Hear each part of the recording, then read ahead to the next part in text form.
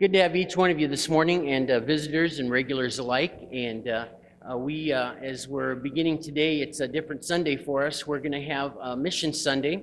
We have three speakers, three guests with us, and they'll be explaining kind of what they do. We had planned to have Gary and Cheryl Bowman with us, and they're missionaries that have been supported by First Baptist Church for 52 years. And they are retiring from that active mission work with TEAM, with the Evangelical Alliance Mission, and they retired there in Tennessee. But with COVID, they decided they had several churches that backed out of wanting to be able to meet, and so they did not make the trip to Iowa. But in a few moments, we'll watch a video of them, and but they send their greetings to all of you and tell you that again, they appreciated the support of First Baptist Church through all the years. So it's with the missions conference that we have a number of younger couples that have been going out and that we have the privilege to support here through First Baptist Church. And one of those couples is Kevin and Elizabeth Krile.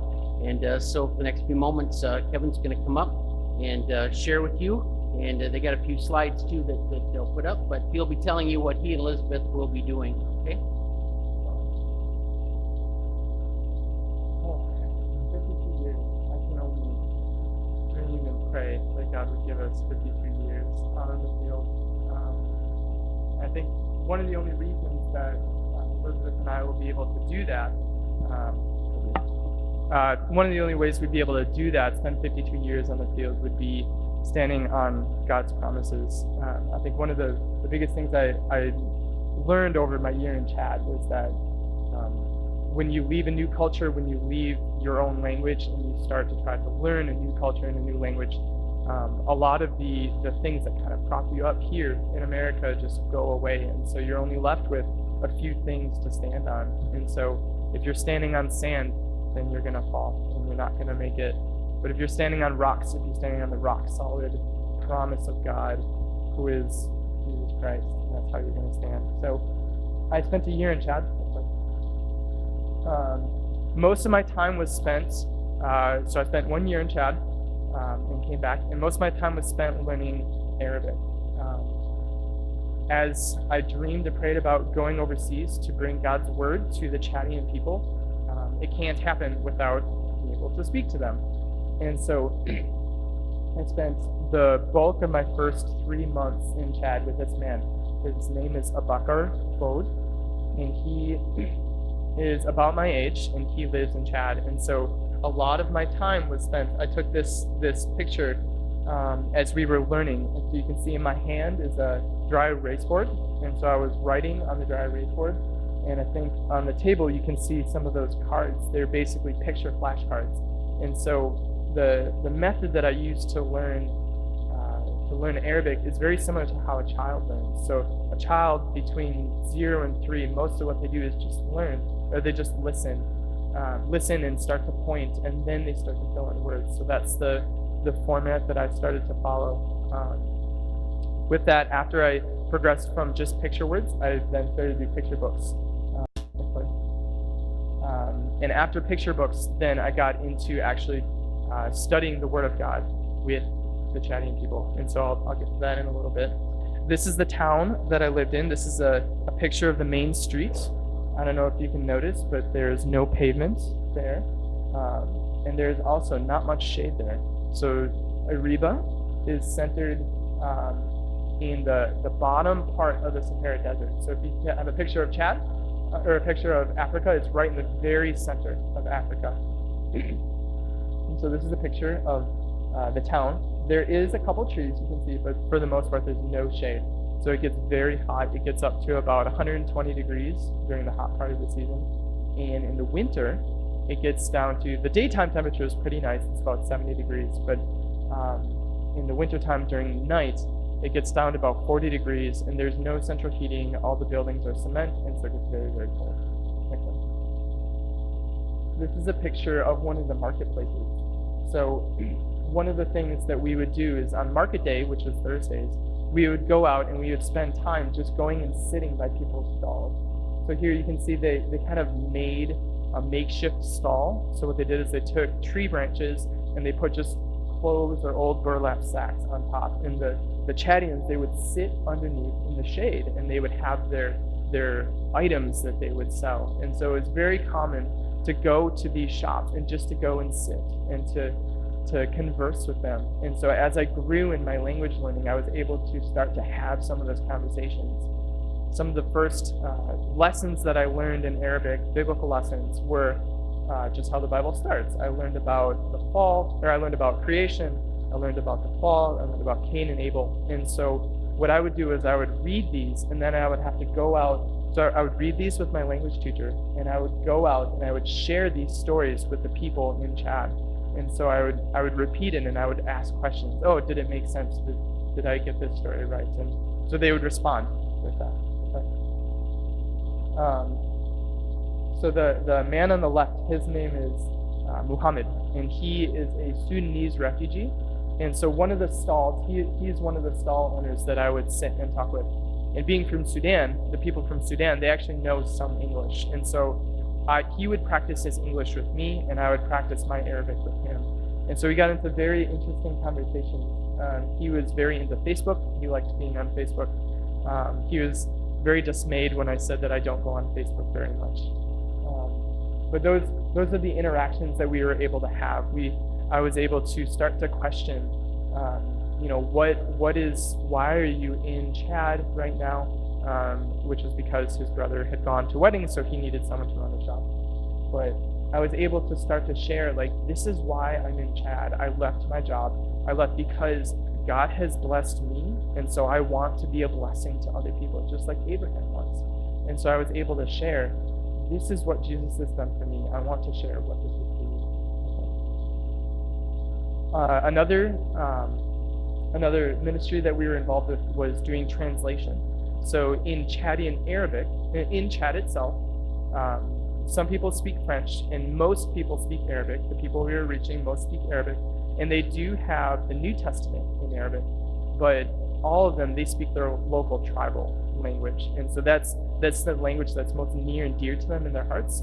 And so we were involved with trying to translate some scripture from Arabic into Zagawa. Zagawa was the people group, the tribe that I was with. And so this is the group that was working on translating the gospel into Arabic. So what they would do is they would read the story in Arabic, they would retell the story in Arabic just to make sure they understood what it was. They would tell a story from their own culture in Arabic that would match. So one of the ones that sticks out in my mind was Solomon in dividing the baby, and they had a story from their own culture that was similar, where a sheikh, a sultan, basically, he did something wise just like Solomon did, and then they would take scripture and they would translate it into their own language and they would tell it back to us. From this, we actually found two believers. The man, actually both of them are third from the left. So the man with the brown jacket sitting down and the man standing above are both believers. So this is Mubarak, and this was taken with me right before I left the city that I was in, and his name is Mubarak, and he became a believer right about when I joined the team, and he has been persecuted because he's become a believer. His father and his brother have said that they do not accept that he has become a Christian, and so they've been trying to find him, and they've said that they will take him back, and if he does not recant and become a Muslim again, then they will kill him. And so he's had to live in hiding for several days, or for several months, and he actually did get abducted about this time last year. He was held captive for about 7 days, and he was deposited in the desert. And so he actually previously was my language tutor. And so one of the things I got to do when I was learning Arabic is we would get to study scripture. And so we would read a passage and we would talk about it. It was actually similar to how we would do a Bible study here. Read a paragraph and talk about it and talk about the theological significances. With the small addition of I would have to ask what questions, what words would mean. But one of the things we studied through was Psalm 27. And Psalm 27 walks through, I believe it's the Psalm of David, And it walks through David feeling like he's been abandoned. And I said, Mubarak, this is just like you. You feel like you've been abandoned. And it says, though an army shall encamp around me, yet I will not fear. And it's, at the end, it closes, be strong, take courage. And it's written because it's to encourage, it's David's encouragement about God is with us. And so Mubarak, when he got abducted, he was then, they wanted to kill him, but they decided, no, we're not going to shoot him. We're going to deposit him in the desert, which is very common because in the desert, the sands blow all over the place. There's nothing there. And so it's common just to leave someone there. And so they dropped him off in the desert and they drove away. And he had no hope, no visible hope of being seen. But he said that both Psalm 23 and Psalm 27 were a comfort to him at that time, that he remembered the words of God, not my words that I spoke to him, but the words of God. And he eventually was found by the army, and the army brought him back. And so he actually had to flee and leave to Uganda. He's in Uganda right now. And this is his baptism. So he was baptized as a believer, and this was probably our happiest time as a team because he was the first believer to be baptized with us. And so looking forward, I did not originally intend to leave after a year because I just started really getting into understanding, but God surprises us in different ways. And I had met Elizabeth right before I went to Chad. And so God really laid upon our hearts, not just for the love that we shared for one another and the love that we shared for missions, but in Chad, it's really common for men to not be seen as men until they're married, and actually until they have kids. They're seen as still a child. And so I realized that by getting married and by having children, not only fulfilling my joy and the joy that God gives men and women and having a family, but it actually is a really big help to being able to go and reach the Chadian people. And so our desire is still very much to go and serve the Chadian people, and actually to go to an area that has never heard the gospel before, to start a new team for people that do not have any access and never heard of who Jesus is. And so our intention originally was to go back in December, but we are welcoming a different gift, my first child, in December. And so now instead we will be heading back in June. So we just thank you so much for, ever since my grandma invited me a few years ago to come and speak, I just have really appreciated your guys' partnership in bringing the gospel to the Chadians, and really look forward to how God moves among the Chadian people in the future. Thank you.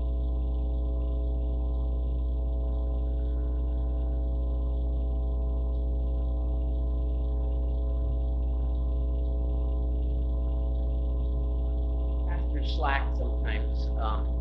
And my introduction of him was kind of fast, but yeah, I did want to mention Kevin's last name is Krile, and his grandpa and grandma were longtime members of our church, and his great aunt and uncle, Bob and Sharon, part of our church, and so he has connections here, even though he didn't grow up here. So besides praying for the baby that's coming in December, and what other things can we be praying about? Yeah, absolutely. So we are really hoping and praying towards reaching an unengaged people group, and we don't know what that looks like yet. We're looking for mentors to be in Chad to mentor us. So that's a big prayer request, is that we would find mentors that are willing to go with us to a new people group. And we're also starting to look for partners, both in prayer and financially. We're just starting that now as well. We'll pray for all of them at the end, but anyway, just want to make sure we made that connection about Kevin and anyway, Kevin, go and we'll sing our next song. And our next speaker, next missionary that I'm gonna invite up is Lynn Hartman. And Lynn grew up in this church, and it's just a testimony again to First Baptist and to the lives that have been touched and people that have been called and have gone out to serve from here. And Lynn is with YWAM, and we're glad to have her here this morning. She may be mentioned. I think I'll have you come on up, Lynn. But her mom, Darlene, is still living by her sister Pam, and so she might fill in just a little bit about that. But anyway, it's good to have Lynn, and she's going to share about what she does with her work with YWAM this morning. Good morning. It's a joy to be here with you this morning. My mother sends greetings. She's living in assisted living in Northfield, Minnesota, and they're on lockdown, so she couldn't come with me. But we are allowed to do 30-minute patio visits, and so we're able to go see her and sit out on the patio and at least have contact with her. I want to say thank you for your involvement in my ministry over the years, and for the last almost 20 years now, it's been training missionaries as ESL teachers. And so there's a short 2-minute video that will explain what it is I'm doing. So if you go ahead with that first, please.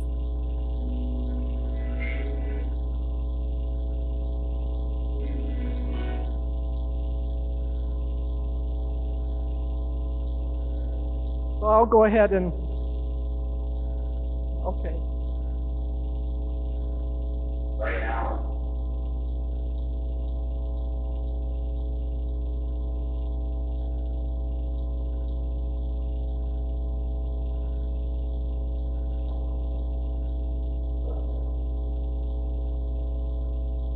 I always tell my TESOL students, if you're planning to use electronics in your presentations, you need to have a plan B.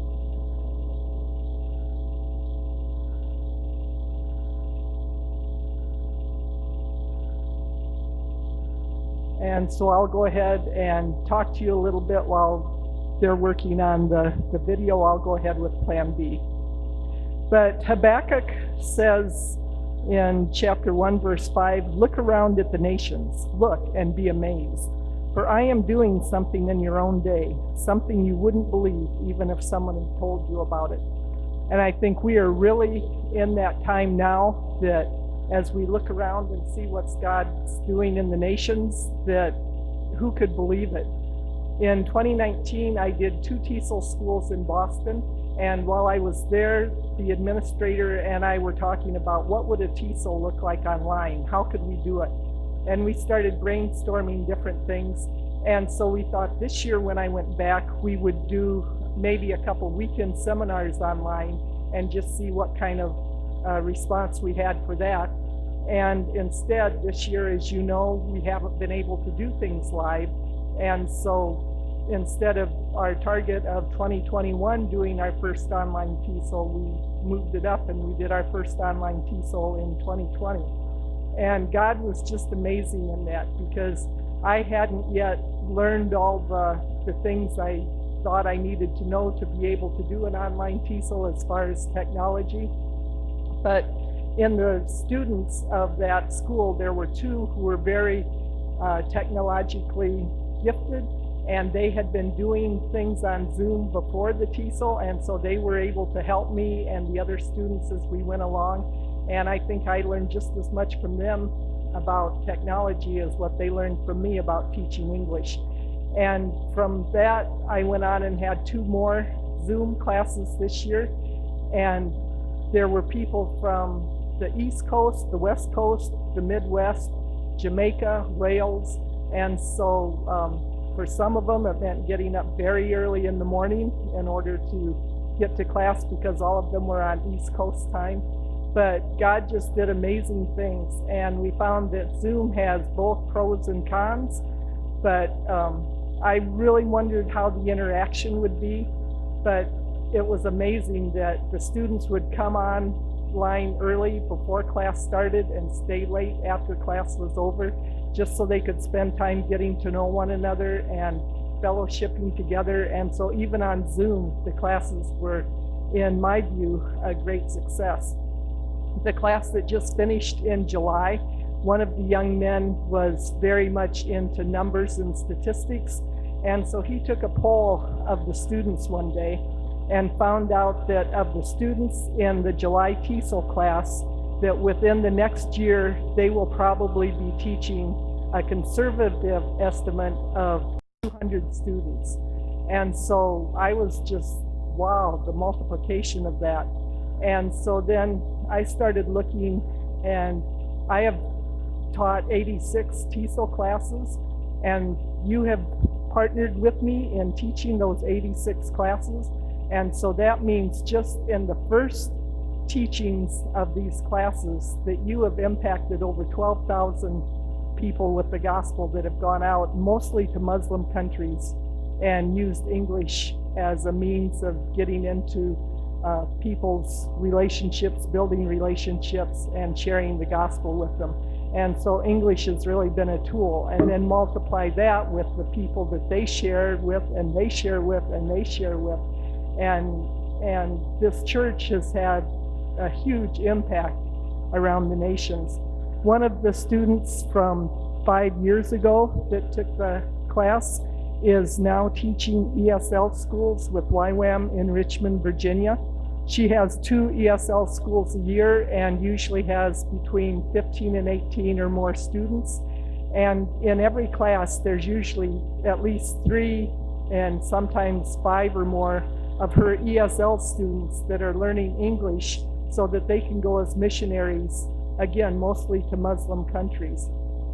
And so if you look at the multiplication that this church has had through English classes, it's just mind-blowing of what God is doing in the nations, and who would have thought? And it really humbles me and amazes me that I've never been much of a numbers person. I've just gone and done the training classes and let God do what God's going to do. But then once Chad brought this up and started talking about numbers and the impact, it just really amazed me and just made me so grateful to God that He's let me be a part of that multiplication for the kingdom of God.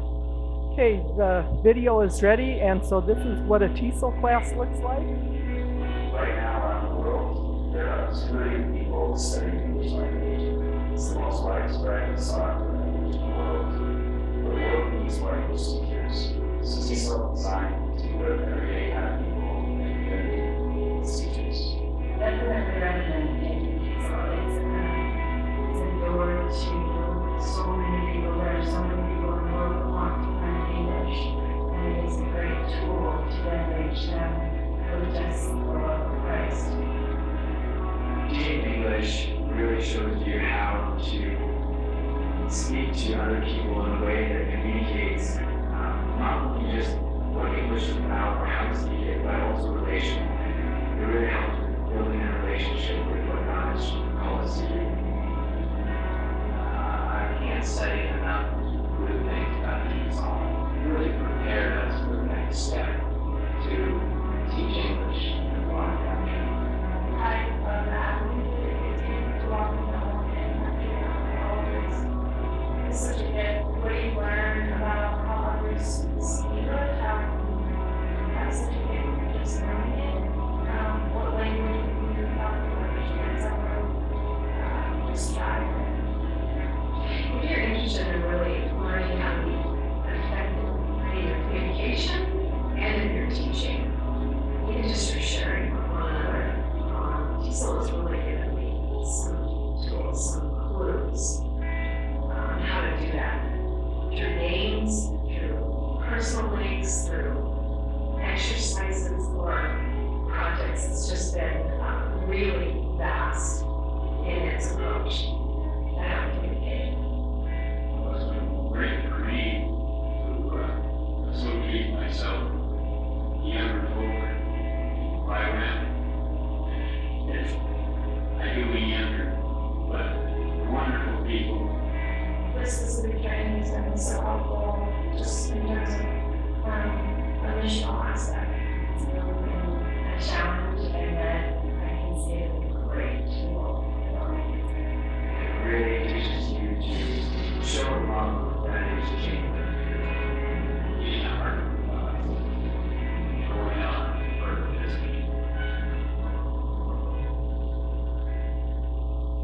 So next week, on September 2nd, I will be leaving for Western Colorado. This will be the first live TESOL we've had this year, the first time I've been able to be on site instead of just online. And so I'm looking forward to that.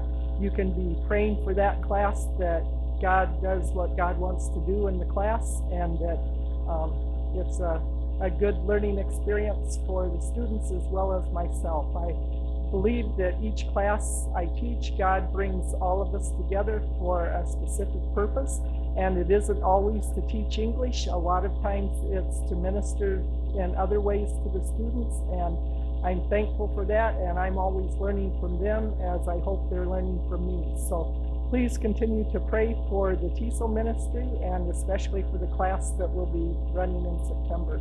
And thank you again for your partnership and the way you are touching the nations through the church here in Spencer. So thank you.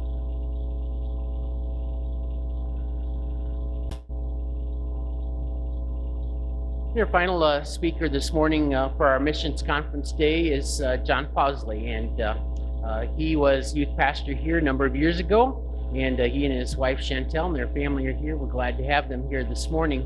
But the Lord has led John to become the director of the Okoboji Bible Conference. He's going to share about the conference, and actually just finished up here just a couple of weeks ago. So anyway, we really appreciate John being here, and want to welcome him, and he'll give us some things we can pray about for the Bible conference as well. And at the very end, I'm going to pray for all of our folks that are here, and we'll pray God's blessing. There's the love offering that will be out in the entryway, and but we want to welcome John here, and nice to have you. Hey friends, good morning. Good to see you all again. A lot of smiling, recognizable faces. It's always fun to come back down to Spencer and be able to see all of you. Love being able to keep in touch as we can and see many of you. I was youth pastor here from about 2005 to 2010 or 11.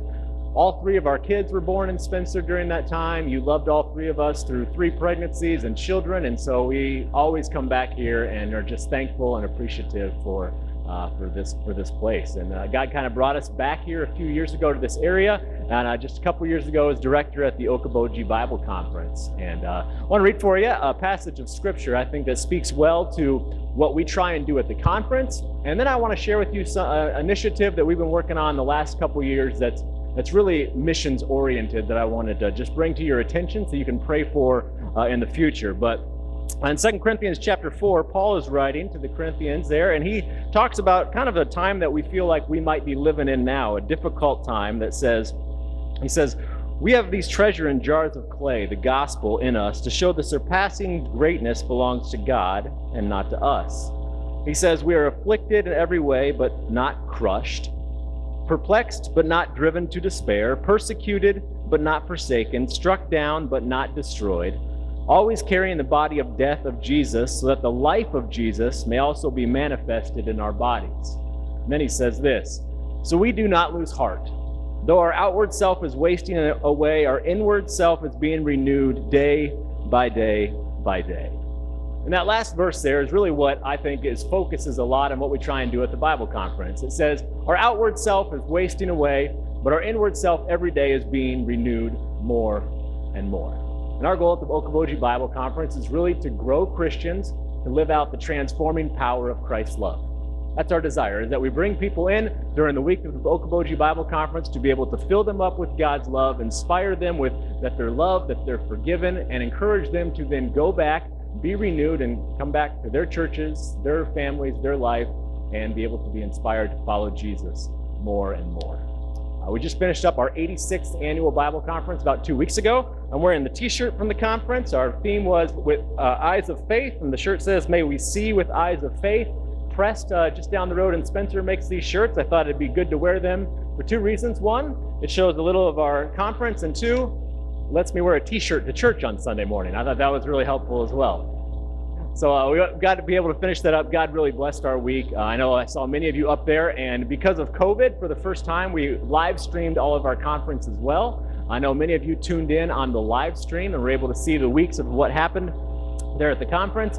And if you weren't able to join us in person, we invite you to go to our website, okobojiconference.org, and be able to watch all the services, the worship, and the speakers from back then. So we'd love for you to check that out as well. And that's something that happens every summer. It's open to anyone. We run on the offerings of God's people. There's no registration, and it's just a good time for people to come and gather. I'm grateful because we really hit a sweet spot this year with COVID. We went through a lot of ideas that do we need to cancel? Do we not? How do we do this? Do we do totally online? And it just seemed that God provided this small window of time where any spike had kind of dropped off. Our buildings are set up in such a way it's easy to social distance, and because of the seating arrangements we could have, it just kind of worked out well. And about 600 people on a night showed up. Good. All right, I'm off. There you go. Ah, there we go. No worries, man. No worries. So we're able to see God work in some fresh and exciting ways. Looking forward to getting back to all things regular conference next year. But that's 1 week out of the year that we do something. That's our biggest thing around the year that we do. But I want to share with you real quick about a missions initiative we've been working on the last few summers that really just bring God to people. The name of the Okoboji Bible Conference when it first started was the Okoboji Lakes Bible and Missionary Conference. And obviously that was too long for a letterhead, so we had to kind of shorten it up a little bit, the Okoboji Bible Conference. But Bible and Missionary Conference was something that was really important. And for many years, missionaries from around the world would come and they would share about their experiences, about what God was doing in different places. It was a time before technology connected us better, so it was really a time when people could hear for the first time how God was working. And on every closing Sunday, they would have a missionary parade where the missionaries would kind of dress in the culture that they served in, and they would show people, here's what God is doing around the world.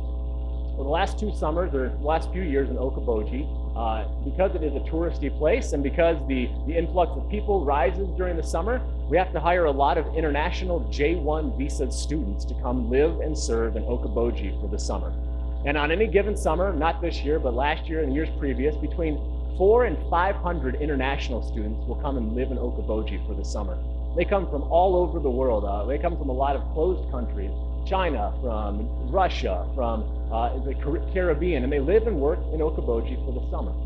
And so we started a partnership with a group called Global Friends. They're out of Omaha, and we hire college-age interns for the summer to come and live on our campus, but to be able to work with the international students that are working in Okoboji during the summer.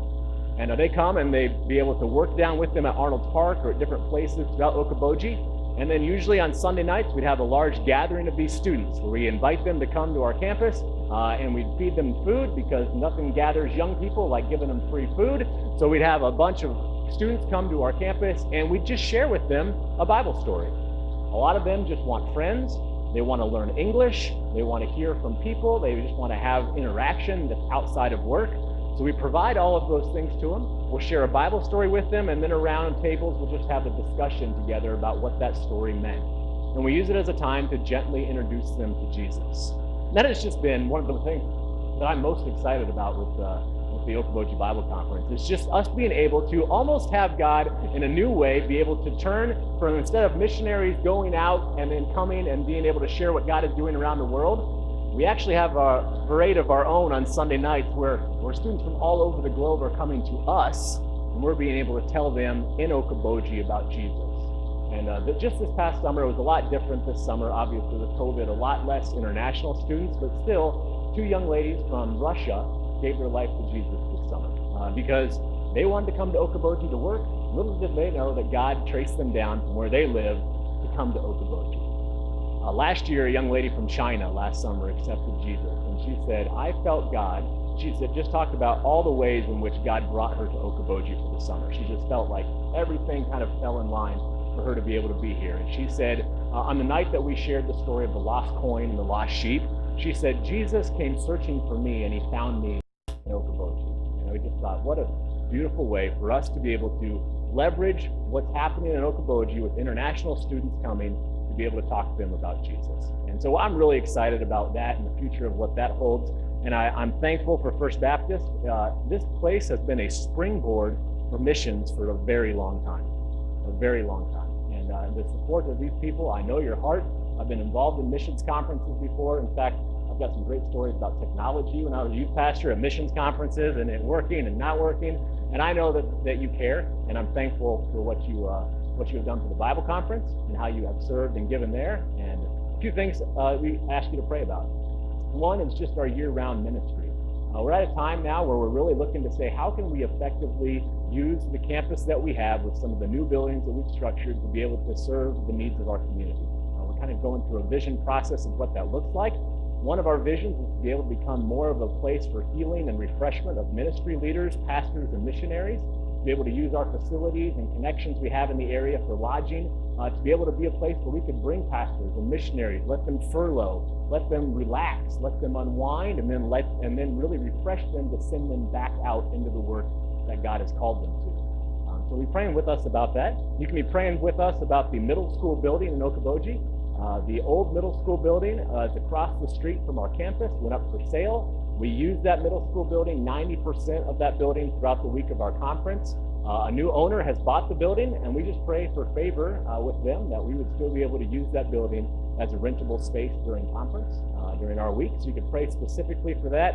And then you can just be praying for our international student ministry in the next couple of years with our partnership with Global Friends, that God would bring us the right interns for next summer, and that God would be preparing students' hearts now who are going to be serving in Okoboji next summer and softening their hearts towards the gospel of Jesus now. So I appreciate those prayers. Love you. Thank you for letting us be here, and good to see all of you. It's always nice.